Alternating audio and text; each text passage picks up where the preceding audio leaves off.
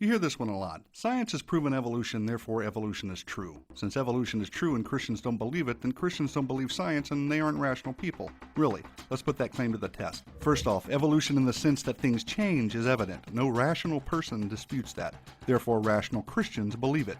We can observe change, but evolution in the sense that life came from non-life and then that life began to randomly generate new genetic information and over time it eventually produced humans is something entirely different and something that quite honestly doesn't hold up against science. In other words, evolution in the sense of molecules to man is not scientifically plausible and therefore should not be viewed as scientific fact. Quite honestly, it is in great opposition to science, that is, observational science, the kind of science we can test and repeat and use our five senses to understand. Science demonstrates that over time, living organisms lose genetic information. They don't gain it. That same science demonstrates that life doesn't arise from non-life. Follow along if you would. Fact 1. There is no known observable process by which new genetic information can be added to an organism's genetic code.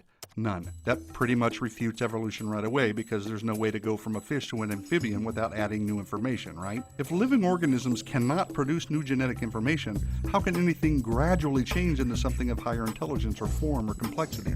That is, how can anything evolve from an amoeba to a man without adding new genetic information? The answer, of course, is that it can't. Plain and simple. Now, some have speculated and they have imagined all kinds of things and they brought in artists to produce creative renderings based on guesses, and they have been successful in telling a very convincing story that humans evolved from ape-like creatures. But those are just drawings, people. They're just stories. But what we really observe is humans are humans and apes are apes. Now, if fact 1 buried evolutionary thinking deep into the Precambrian soil, this next fact, fact 2, tosses so much sediment on it that not even the greatest team of paleontologists with the latest subterranean gizmo could dig up the remains. Check this out. Never, again, never has it been observed that life can come from non-life. So here are two major scientific evidences against evolution. I reiterate for clarity, life has never been observed to come from non-life, and there is no known, observable process by which new genetic information can be added to the genetic code of an organism. So, molecules to man evolution doesn't really make scientific sense. Yet we are all here, and life is all around us in various forms. Although evolution cannot account for this, the Bible can. The Bible reveals that the all-powerful, all-knowing, supernatural God created the heavens and the earth out of nothing, and all life according to its kinds, that is, each with its own set of genetic information.